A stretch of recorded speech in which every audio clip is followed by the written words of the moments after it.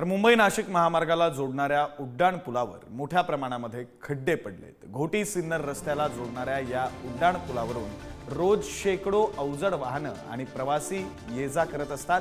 तर राष्ट्रीय महामार्ग प्राधिकरण या खड्ड्यांकडे जाणीवपूर्वक दुर्लक्ष करत आहे असा आरोप स्थानिक नागरिक करतात। तर या परिसरामध्ये खड्डे चुकवण्याच्या नादात अनेक वेळेस अपघात सुद्धा झाले। तरी देखील या पुलावर खड्डे जैसे थे असल्यामुळे आश्चर्य व्यक्त केलं जात आहे। तर या परिसरातून आढावा घेतलाय आमचे प्रतिनिधी विकास काजळे यांनी।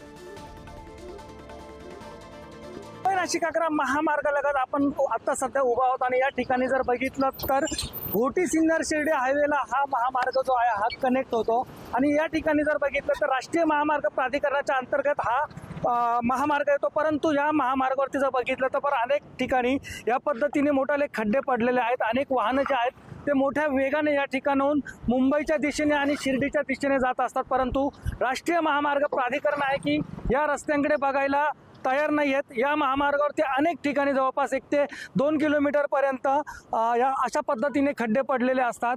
अनेक मोठाली वाहने जे आहेत, अवजड वाहनं जे आहेत ती या महामार्गावरून जात असतात आणि अशा पद्धतीने या खड्ड्यांचा सामना या महामार्गावरील जे काही वाहनं आहेत यांना करावा लागतो। या महामार्गाच्या खड्ड्यांमुळे मोठा अपघात देखील होण्याची शक्यता या ठिकाणी वर्तवण्यात येते, परंतु महामार्ग प्राधिकरण आहे की या रस्त्यांच्या खड्ड्यांकडे बघायला तयार नाहीये आणि अशा पद्धतीने जी वाहनं जातात त्यांच्या पाट्या देखील तुडून या ठिकाणी अपघात होण्याची शक्यता वर्तवण्यात येते। परंतु महामार्ग प्राधिकरण अशा खड्ड्यांना कधी बुजवणार असा प्रश्न आता सर्वसामान्य नागरिकांकडून विचारण्यात येत आहे आणि महामार्ग या खड्ड्यांना किती लवकरात लवकर बुजवेल हे देखील पाहणं आता महत्त्वाचं ठरणार आहे। पुढारी न्यूजसाठी विकास काजळे, इगतपुरी, नाशिक।